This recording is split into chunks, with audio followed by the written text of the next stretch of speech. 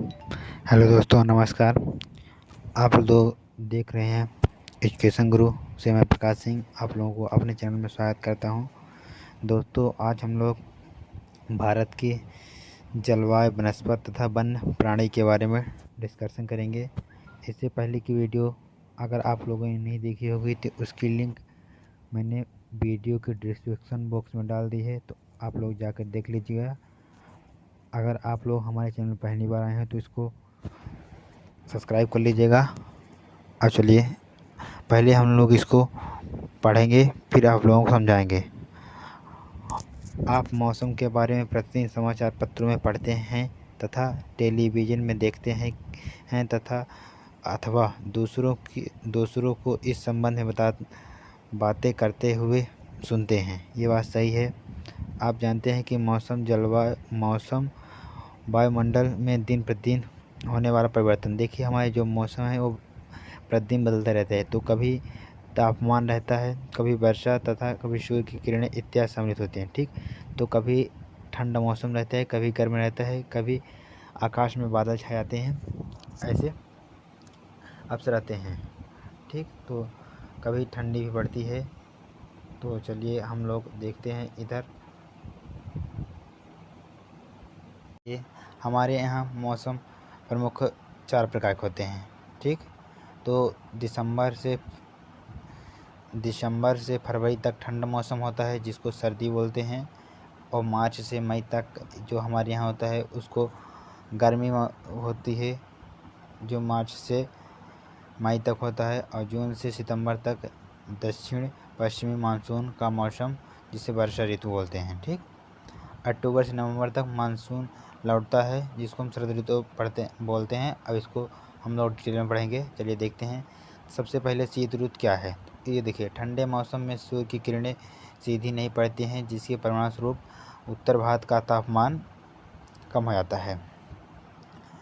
देखिए, जैसे हमारा ये उत्तर हो गया, ये दक्षिण हो गया, ये पूर्व हो गया, ये पश्चिम हो गया, तो यहाँ का तापमान कम हो जाता है।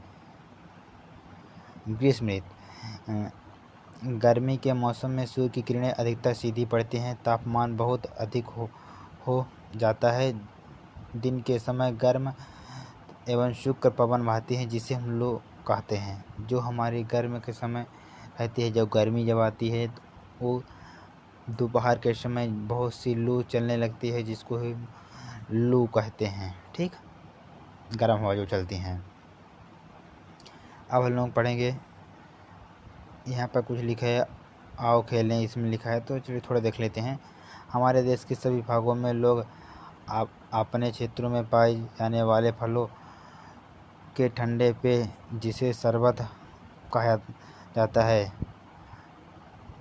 का सेवन करते हैं।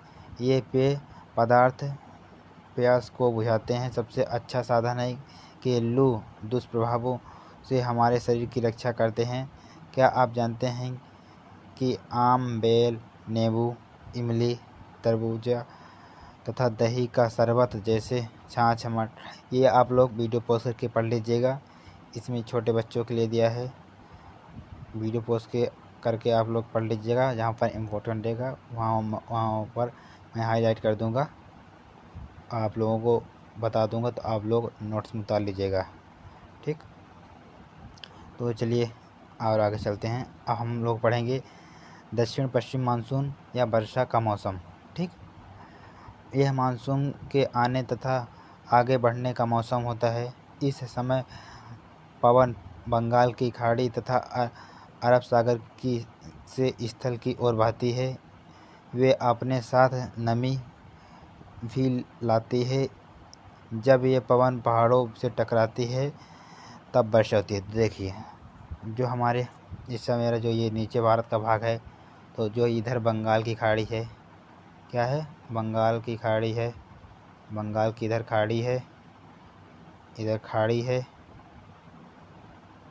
सॉरी, इधर बंगाल की हमारी खाड़ी है, इधर अरब सागर है, अरब सागर, इधर बंगाल खाड़ी है। ठीक, तो जो क्या बोला, इसमें जो पवनें हैं जो ऐसे जाती हैं ऊपर की ओर, ठीक, इधर समुद्र की जो नमी रहती है इसको ले जाती हैं और ऊपर ले जाती हैं, जो पहाड़ों से टकराती है, इसी के चलते वर्षा होती है।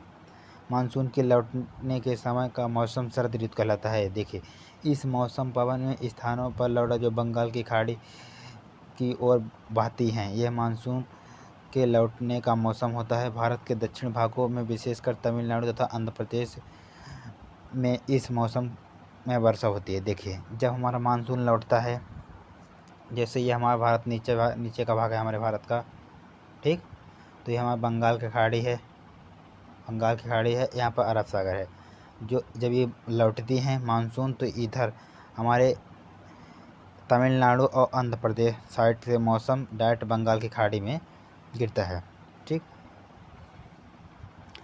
किसी स्थान पर अनेक वर्षा मापी गई मौसम की औसत दशा को जलवायु कहते हैं।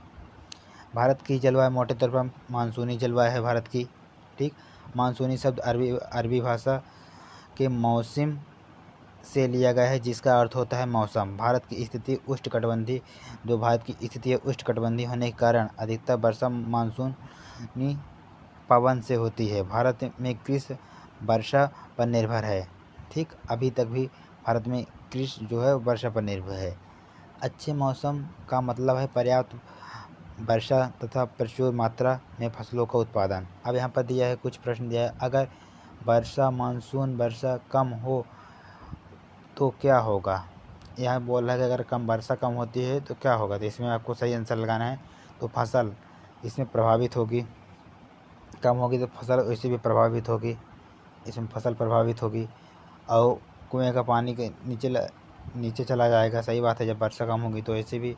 और गर्मी का मौसम क्या होगा, इसमें छोटा होगा, ठीक, क्योंकि जो गर्मी होगी तो वो सब पानी सूख जाएगा, ठीक।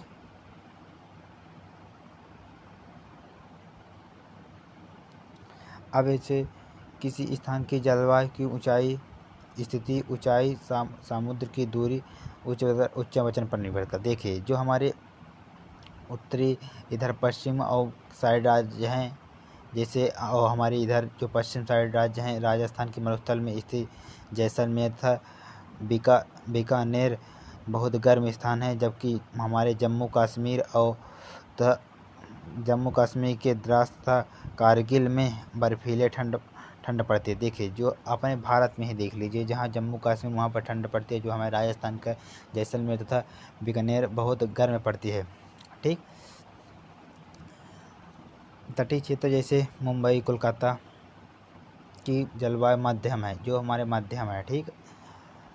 वे नहीं अधिक गर्म हैं तथा है और ना ही अधिक ठंड है, एकदम मध्यम में है, ना तो अधिक गर्म है ना तो अधिक ठंड है। अब देखिए, विश्व में सबसे अधिक वर्षा हमारे यहाँ, विश्व में सबसे अधिक वर्षा, ये इसको आप नोट कीजिएगा और ये भी नोट कर लीजिएगा आप लोग ये नोट कर लीजिएगा। अब विश्व में सबसे अधिक वर्षा हमारे भारत के मेघालय में, बताइए, हमारे भारत के मेघालय में सबसे अधिक वर्षा होती है। और कहाँ होती है जानते हैं आप लोग, यहाँ पे लिखा है, ये देखिए, मौसिम राम, ठीक, मौसिम राम, ठीक। जबकि किसी स्थान में वर्षा, राजस्थान के जैसलमेर में वर्षा होती है नहीं है। देखिए, जो अपने राजस्थान है वहाँ वर्षा नहीं होती है। प्राकृतिक वनस्पति, देखिए, प्राकृतिक वनस्पति, यहाँ आपने चारों तरफ विभिन्न प्रकार का पादप जीवन देखते हैं। हरे भरे वाले मैदान में खेलना कितना अच्छा लगता है। कुछ पौधे छोटे होते हैं जिन्हें झाड़ी कहा जाते हैं। देखिए, प्राकृतिक वनस्पति क्या है, जो हम लोग उनको उगाते नहीं, वो अपने आप पैदा हो जाते हैं, जिन्हें हम प्राकृतिक वनस्पति कहते हैं, ठीक।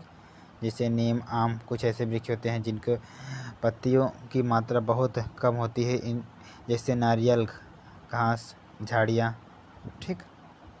अब लोग चले गए, हमें वनों की आवश्यकता क्यों है। देखिए, हमें वनों की आवश्यकता है, सबसे पहले हम लोग इस चित्र से आप लोग अच्छे तरीके से समझ जाएंगे। आप लोग इसको वीडियो पॉज करके पढ़ लीजिएगा, और इस चित्र से मैं समझा दे रहा हूँ आप लोगों को। जो हमें वनों से हमें सबसे पहले ऑक्सीजन प्राप्त होती है, शहद, ये जो मधुमक्खी का रस होता है, शहद प्राप्त होता है वो हमें बहुत लाभदायक होता है। फल प्राप्त होता है, गोंद एवं लाख प्राप्त होता है। वन्य जीवों का प्राकृतिक निवास ठीक रहता है। ये यहाँ पर लिखा है इमारती लकड़ी प्राप्त होती है, दवाई प्राप्त होती है, आश्रय प्राप्त होता है, चारा प्राप्त होता है गायों के लिए, और हमें लकड़ी की प्राप्ति होती है। खेल का सामान जैसे बैट, गेंद, ये सब मुझे वहाँ से मिलते हैं। तो चलिए हम वन प्रणाली के बारे में चलते हैं। वन प्राणी है। वन विभिन्न प्रकार के वन जीवों का निवास होता है। वनों में जंतुओं की हजारों प्रजातियां तथा बड़ी संख्या में विभिन्न प्रकार के जैसे उभयचर पक्षियों, स्तनधारियों, कीटों, ये सब तो आप लोग पढ़ लीजिएगा। वैसे क्या इसको पढ़ाना है, ये सब तो वैसे भी आप लोग जब जानते हैं। अब ये यहाँ पे एक इम्पोर्टेंट वर्ड दिया है, इसको आप लिख लीजिएगा। वैसे तो आप लोग जानते होंगे जो पीएससी की तैयारी कर रहा होगा, जो 6 क्लास के हैं बच्चे, उनके लिए बता रहा हूँ, ये नोट कर लीजिए। हमारे भारत का राष्ट्रीय पशु बाघ है। ठीक,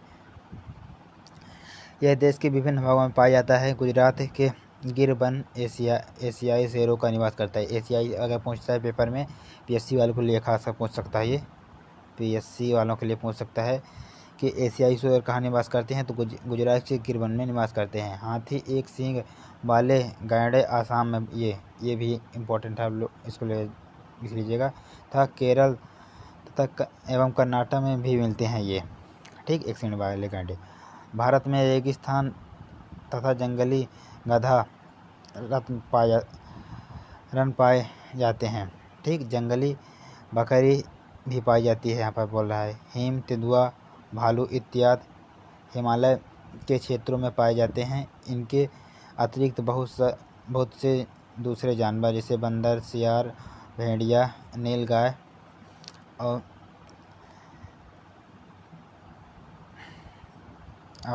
भारत में पक्षियों की एक ऐसी प्रचुरता है, मोर, जो यहाँ पे एक इम्पोर्टेंट है, इसको लिख लीजिए। जो मोर हमारा है, ये राष्ट्रीय पक्षी है हमारी। और भारत में तोता, मैना, कबूतर, ये सब लोग आप वीडियो पोस्ट करके पढ़ लीजिएगा, ये तो सब जानते हैं। और ये हमारा है जो इस चित्र द्वारा ये है, जो ये हमारे गुजरात में पाया जाता है, एशियाई शेर वाला। ये गुजरात में, ये केरल में बता चुका हूँ आप लोगों को। ये बत्तख है, ये गैंडा है एक सींग वाला, जो असम में पाया जाता है। वन्य जीवों के संरक्षण में भी हमें अपना हाथ बटा सकते हैं। आप जानवरों के शेरों के विभिन्न अंगों जैसे हड्डी, सींग तथा पंख से बने पदार्थ को खरीदने से इनकार कर सकते हैं। प्रत्येक वर्ष हम लोग अक्टूबर के पहले सप्ताह को वन्य जीव सप्ताह के रूप में मनाते हैं, ताकि वन्य जीवों के निवास की संरक्षण रखने के लिए ज़रूरत लाई जाए। इसमें तो कुछ खास नहीं दिया है, बस इतना। इसमें एक खास दिया है, अक्टूबर में हम लोग प्रत्येक वर्ष मनाते हैं, पहले सप्ताह में मनाते हैं, इनके वन्य जीव के संरक्षण दिवस के रूप में मनाते हैं। ठीक, जीवों के निवास का संरक्षण करने की जागरूकता लाई जाए, इसकी मूल उद्देश्य होता है इसका। ठीक,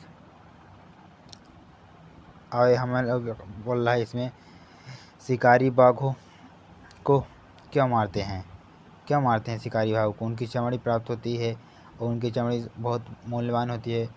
ठीक, हमारे वनों से अगर बाघ खत्म हो जाएंगे तो क्या होगा? देखिए, हमारे देश की विरासत में मतलब बाघ नहीं रहेंगे, थोड़ा इमेज डाउन होगी। क्या आप जानते हैं कभी बाघ आरक्षित क्षेत्र या ऐसे चिड़ियाघर देखे हैं जहां बाघों को रखा जाता है? जाहिर सी बात है, देखे होंगे आप लोग। जैसे वहाँ पर एक कहते हैं मंडला में है, मध्य प्रदेश के।